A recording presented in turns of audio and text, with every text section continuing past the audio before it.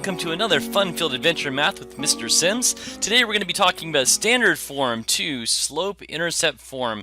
Once again, the standard form to slope-intercept form, and that's really just two different forms of a line.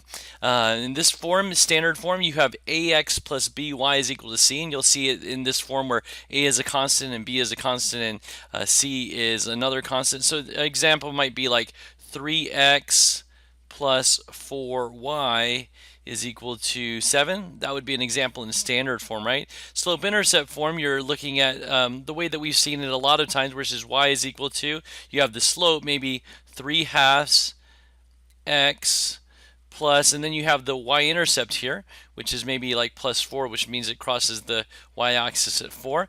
So both of these have benefits to it. You're always going to see, not always, you're often going to see us say, hey, turn a line from standard form into slope-intercept form. You see it less, turn a slope-intercept form into standard form. But just so you know, you can do it both ways. But today we're going to be talking about turning specifically from standard form into slope-intercept form. So you might actually ask the question, if slope-intercept form is so useful for graphing, you might actually wonder, well, why do we even have another form? Why do we even have standard form?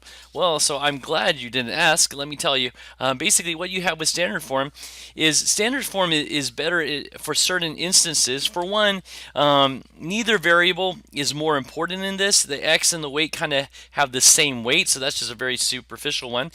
Basically, this one it seems to make y a little bit more important since you're solving for y, right? But anyway, that's just a minor one. Another one is when you're solving a system of linear equations later on, it helps to have these like this so that you can put it in a matrix easier. If that didn't make any sense, don't worry. That'll make more sense when you get to solving systems of linear equations.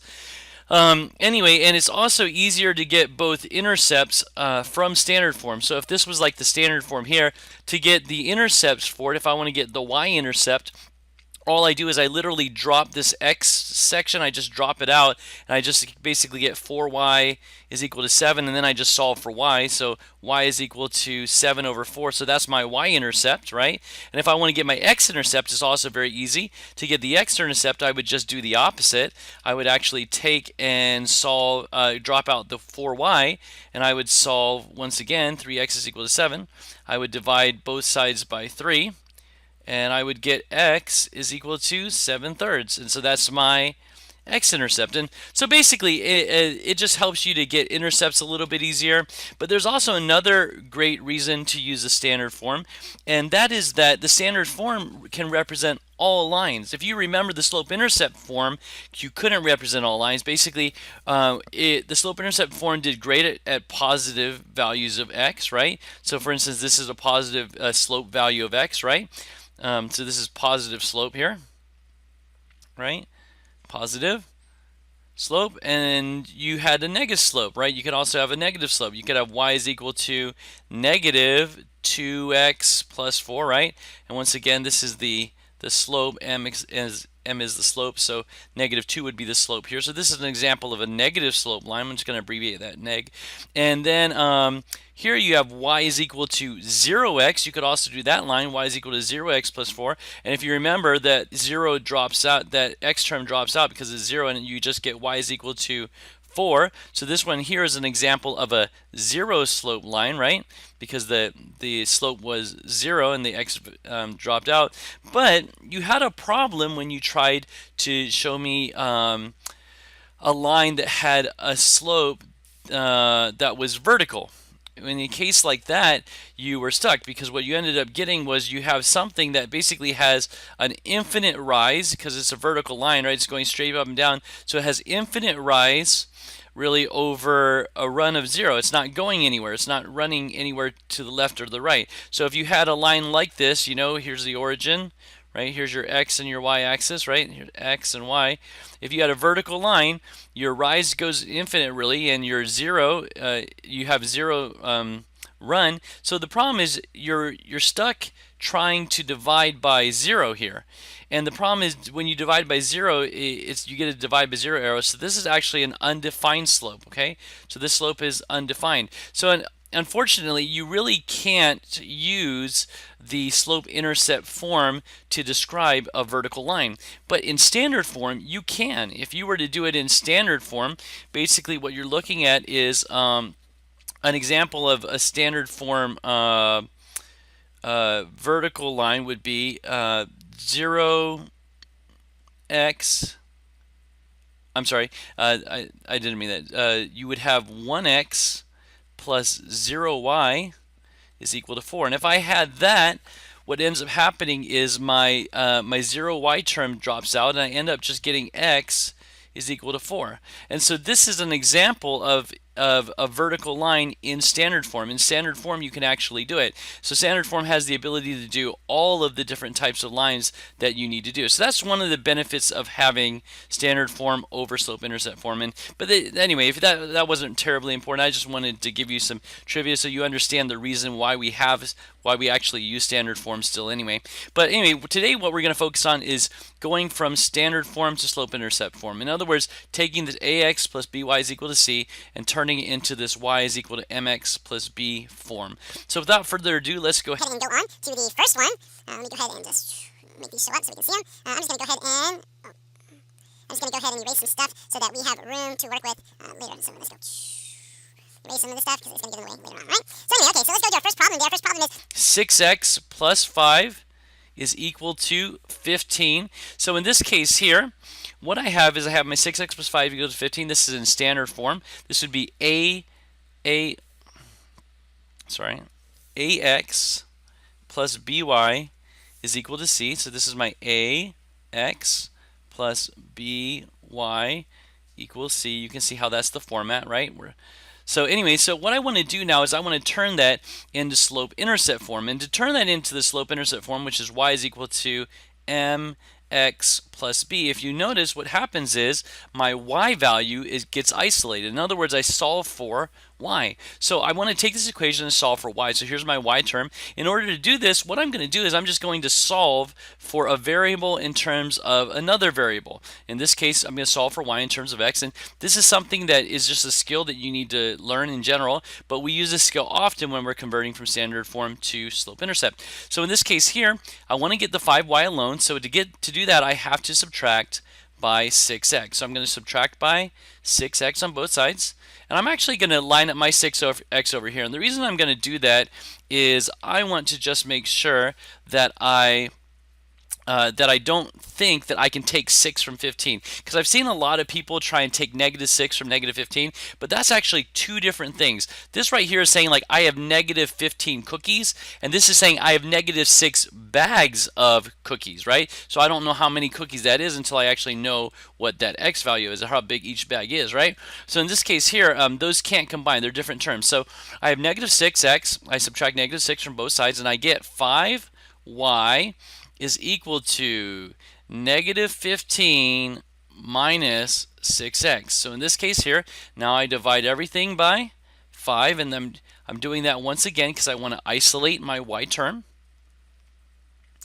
And these cancel out because it's multiplied by 5 and then divided by 5, so they cancel out. So I get y is equal to -15 over 5, which is -3, minus 6 over 5x. Minus 6 over 5x. And at this point, I'm pretty much done, but there's one thing I want to do. I'm trying to actually get it in this form, y is equal to mx plus b. And so I would encourage you to do one more step to make sure it fits the form mx. I would put the x term first, which is this term here. So I would put y is equal to -6/5 x minus 3. And you can actually leave it like that. I would not simplify this into a mixed number because then it obfuscates the rise over run. This way we can see it's a -6 rise over a 5 run. So I definitely would leave it like that so it's very clear. All right. So here you have y is equal to -6/5x minus 3, and that is your slope-intercept form from your standard form. And this should be a little bit easier for you to graph since you now know the intercept is -3, and this is the slope. You would go down 6 and over 5. So anyway, gives you the idea that's how you do it from, once again, from standard form to slope-intercept. So let's go ahead and do a next one. Vroom. So this one here, you have 16x plus 9y is equal to 40. In this case here, what I'm going to do is I'm going to, once again, take my 16x. This is the term that's keeping me from getting to my y term or being able to play around with it. So I'm actually going to take my 16x. I have students ask me if they could do everything divided by 9 first, and the answer is yes, you can, but I wouldn't suggest it. I always prefer to work by getting the 9y by itself over here in general, because when you start introducing fractions early, I think you're more prone to make more mistakes. So I always subtract the x term first, and I end up getting 9y is equal to 40 minus 16x, right? And then I need to take and divide all of this by 9 to get my y value alone, and I get y is equal to 40 over 9 minus 16x over 9. And unfortunately, that can't actually be simplified any. That's just an ugly equation, but it is 16 over 9x minus 40 over 9. And if you wanted, you could turn this 40 over 9 into a mixed number if you want. That wouldn't hurt you at all, but I'm just going to leave it like that. Y is equal to 16 over 9x minus 40 over 9, and I'm done. So once again, I've turned from standard form into slope-intercept form. And once again, this should be maybe a little bit easier for me to graph. I would actually, if I was going to graph it, turn that into a mixed number, just so I would have an idea of how to do that. In case you don't remember how to turn it into a mixed number, you take the 40 and you actually divide it by 9. 9 goes into 40. 4 times 9 is 36. Subtract, and you would get 4. So you get 4 and 4/9 is what you'd be looking at, okay? So anyway, so that would be your y-intercept, 4 and 4/9. All right, let's go ahead and do the next problem now. Moving on to this one. Yeah, 4x minus y is equal to 1. So in this case here, I have my 4x, and what I need to do is I need to subtract, once again, 4x from both sides. You shouldn't be noticing a pattern here, right? Just a pretty simple pattern to follow. You get negative y is equal to 1 minus 4x, and at this point here I'm almost done, but notice this is a negative y. Because this is a negative y, I have to do one more thing. I have to divide by negative 1. And the reason I'm dividing by negative 1 is I want to get y alone. And right now, y is actually being multiplied by a negative 1 that we're not showing. Okay, so it's really negative 1 times y. So in this case here, I want those negatives to cancel out. This becomes y is equal to negative 1 plus 4x, because the negative 4 divided by the negative 1 becomes a positive 4. So I get y is equal to, and I'm going to switch these terms around now, y is equal to 4x minus 1. And so what I've done is I've turned it once again from standard form into slope-intercept form. All right. So anyway, I hope this is making sense to you. I encourage you, once again, if you do not have a piece of paper handy, if you do not have a pencil handy, right now is the time to go do that. You should have already done it, but if you don't have it, go grab a piece of paper and a pencil, pause the video, and do it. Because if you're not doing the problems, you're not learning. Don't fool yourself into thinking that just watching is enough. It always seems easy when someone else is doing it. But what you want to do is you want to make sure that you're doing the problems so that you're really getting that repetition in, okay? So at this point, if you haven't, go get your paper and pencil handy and get ready to do the problems, all right? So hopefully you actually did go and get your paper and pencil like I encouraged you to do. And I want you to go ahead and pause the video and try this one. All right, hopefully you did pause the video and try it. Now what we're going to do is we're going to take 4y, we're going to subtract, oh, look at that. I almost made a mistake, didn't I? I got so used to y being on this side that I started just going on autopilot. But remember, I'm trying to get my y value alone. So actually, in this case here, I'm going to add 5x to both sides, because 5x is currently being subtracted. So I'm going to add 5x to both sides to get my y term by itself, to isolate my y term. And I end up getting, I really don't like that line, sorry, I have to deal with that better. Oh, that's even worse. So, perfect. Okay, so I now get 4y is equal to 20 plus 5x, okay? And then in this case, I still have another step to do. I have to take my y and divide it by 4, and my 20 and divide it by 4, and my 5x and divide it by 4. And once again, the reason I want to do that is I want to get this beautiful little y alone. And so in order to do that, I get y is equal to 20 divided by 4, which is 5, and I get 5 plus 5 fourths x, right? So y is equal to 5 plus 5 fourths x. And I'm actually going to switch that around to make sure it's in my form y is equal to mx plus b, right? So in this case here I get y is equal to 5 fourths x plus 5. And that right there is my final answer. I hope you were successful in getting it by yourself. Let's go ahead and try another one now. All right, perfect. So this one here, I have 2x plus 4y is equal to 8. Once again, I'm going to isolate my y value by subtracting 2x from both sides. Hopefully you're recognizing this pattern of what you do in this case, right? And this pattern works for a lot of problems when you're solving a lot of problems in terms of one variable in terms of another variable, right? But this is particularly, we're focusing really on standard equations to slope-intercept. But I wanted you to understand this process is really a fairly universal process if you have like a two variable equation that you have to solve, right? So 4y is equal to 8 minus 2x. And then at this point, I have to take and divide everything by 4. And I get y is equal to 2 minus 1/2 x. In other words, y is equal to a negative 1/2 x plus 2. And that right there is my final equation, okay? Y is equal to negative 1/2 x plus 2. All right, hopefully you were able to get that on your own before I got it. Let's go ahead and try another one. All right, now we're going to start getting a little more difficult. We're going to throw some fractions in there because, hey, fractions are just that much fun. So, all right, so what we're going to do is you have 6x plus 3/8y is equal to 12. So in this case, once again, I still want to isolate my y variable, so I'm going to do that. I'm going to subtract both sides by 6x. I actually want to use a different color since that's the color I'm using up there. How about we use a nice purple? Yeah.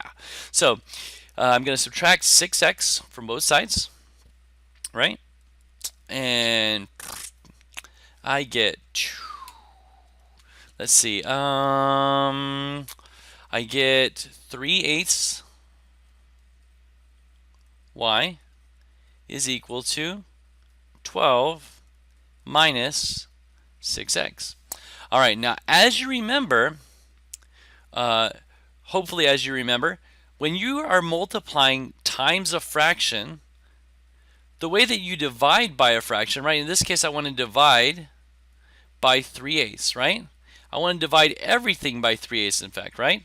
But if you're dividing by a fraction, because I want to, since it's being multiplied by 3/8, I want to do the inverse of that, right? So instead of multiplying it by 3/8, I need to divide it by 3/8. But hopefully you remember that in order to divide, the way that we divide by a fraction is we actually multiply by the reciprocal. So in other words, if I had 3 and I wanted to divide that 3 by, let's say, 2/3, if I were doing that, you probably learned something when you were in elementary called keep, change, flip, where you kept, you changed, and you flipped. And so you kept the 3/1, you change it to multiplication, and then you flipped to get 3/2. Well, in this case here, what you did, you didn't realize you were doing it, or unless your teacher explained it to you, but you kept this and you multiplied it times the opposite of this in terms of flipping this, which is called the reciprocal. So these two are reciprocals of one another, right? So when you divide by a fraction, you actually multiply by its reciprocal. So in this case here, if I'm dividing by 3/8, the way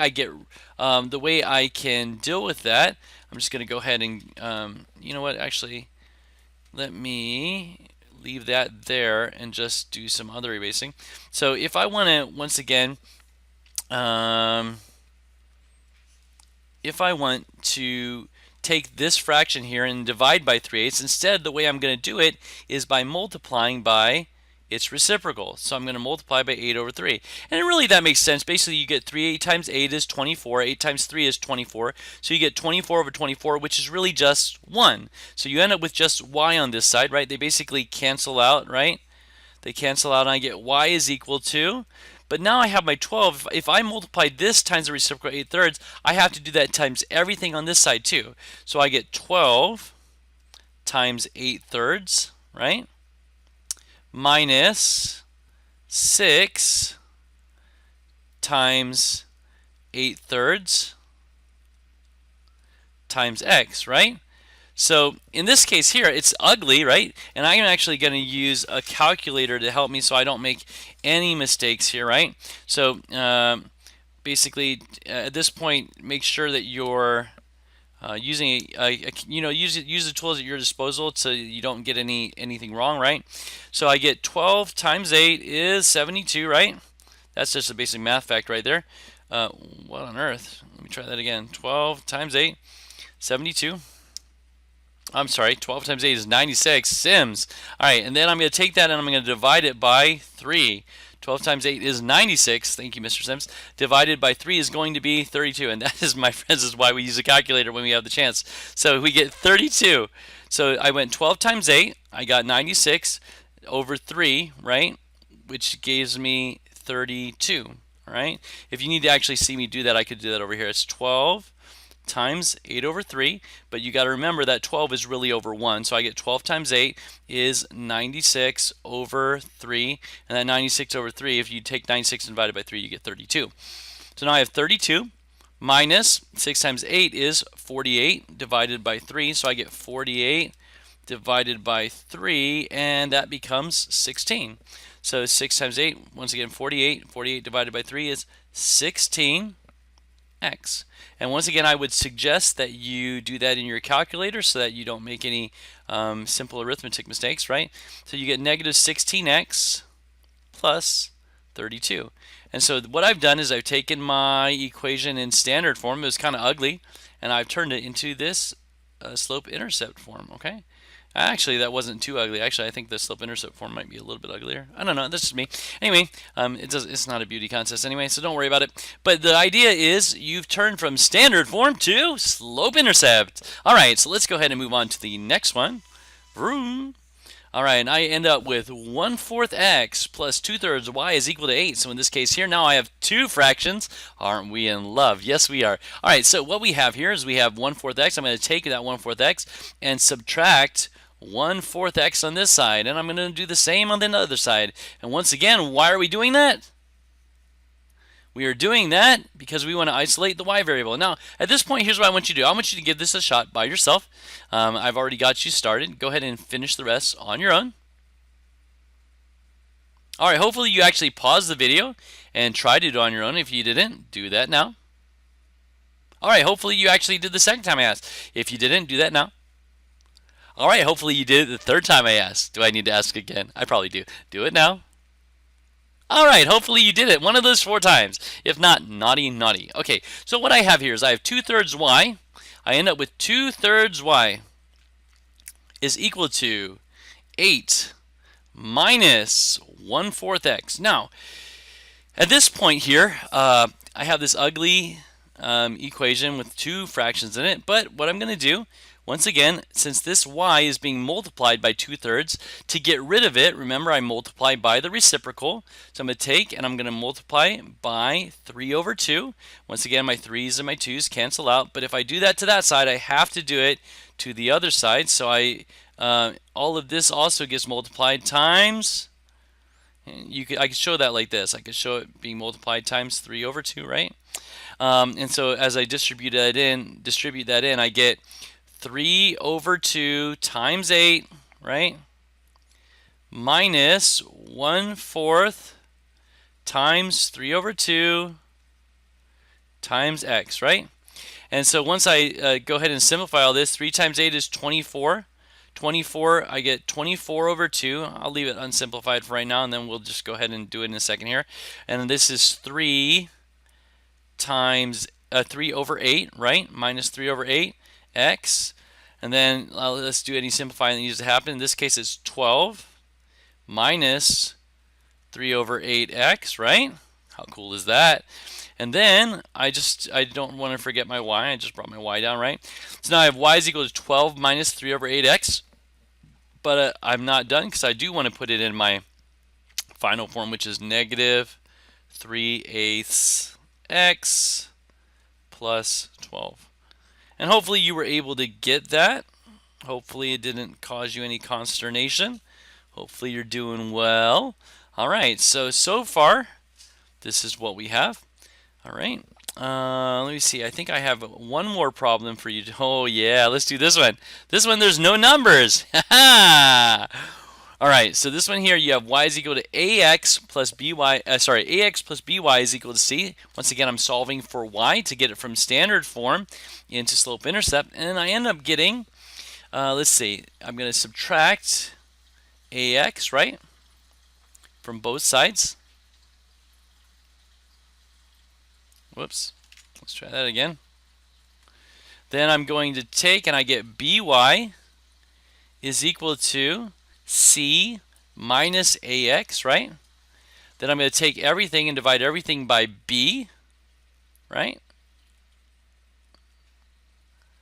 These cancel out, and I get y is equal to, I'm going to go ahead and flip these terms around, negative a over b x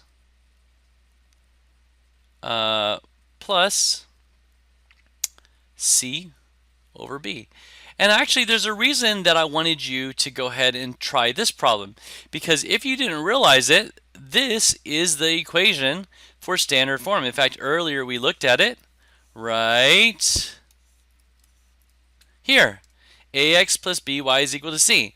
And what I wanted you to see is what happens when you turn standard form into slope-intercept. How do you get these numbers? And so what I wanted you to see was each of the constants here that we had started off with, 8x plus by is equal to c.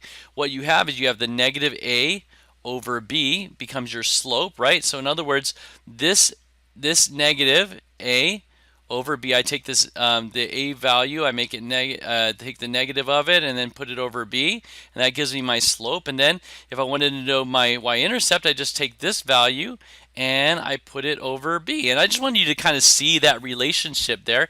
To put it in another perspective, if I had like 3x plus 4y is equal to 7, what I'm saying is that if I wanted to know the slope-intercept, I could just say that y is equal to a negative a over b. So negative a was this one. This could be negative 3 over 4, right? Which is going to be negative 3 over 4. Plus, that's going to be 7, which is c, over b, which is plus 7/4, right? Do you see how I got that? Basically, I just followed this, what this told me to do. And you could actually do that. I don't suggest doing that. That's a lot more complicated, really. It's easier to just solve for y. But I want you to see that that's going to actually work. If I actually take this equation now, 3x plus 4y, and I do it like we've been doing it, to convert to regular standard form, I take and so I subtract, to convert to slope-intercept form, I subtract 3x from both sides, right? These cancel out, and I get 4y is equal to 7 minus 3x, right? And then I take and I divide both sides by 4. Yeah, everything by 4, right? And look, you're going to see that I get y is equal to, I'm just going to go ahead and flip these around right now, negative 3/4 x plus 7 over 4. And if you see, it actually worked out, right? It actually, we ended up getting the same thing right there, because that's basically what happens when you convert this here. It basically becomes this. Anyway, I just wanted you to see that. This is kind of a fun thing to see why that works, why converting to slope-intercept works, and really what happens with the numbers there and the coefficients. So anyway, I hope this was a fun video for you. I know it's probably one of the shorter ones, but I'm hoping that that's a good thing for you. I hope you got enough practice in there. If not, you can watch the problems again, maybe even try them again. But once again, always remember, doing the problems, it will make you the most successful. The other thing I want to tell you, once again, as always, is that I am so proud of you for taking the steps that is necessary for you to be successful. people who are willing to educate themselves and really push themselves in their own learning, that's when kids really take off. And I just want you to know that I am so proud of you for doing that. Not only am I proud of you, there's a lot of other teachers out there who are proud of you as well. And really, your parents, really, you should be proud of yourself. That's the most important thing. Be proud of yourself when you're willing to step up to that plate and just push yourself. And as always, it's been a pleasure teaching you. I can't wait to hear from you. Any feedback is always welcome. And just remember, if there's ever a video or something that you need me to do because you just feel like you need some extra practice on something, please let me know and I'll try and move it to the top of the list. Once again, if there's any ways that you think I could improve it, I'm always welcome for suggestions that will help you further your abilities in math. Once again, have a wonderful, wonderful night. It's been a pleasure teaching you, and continue to be awesome, and I'll see you soon.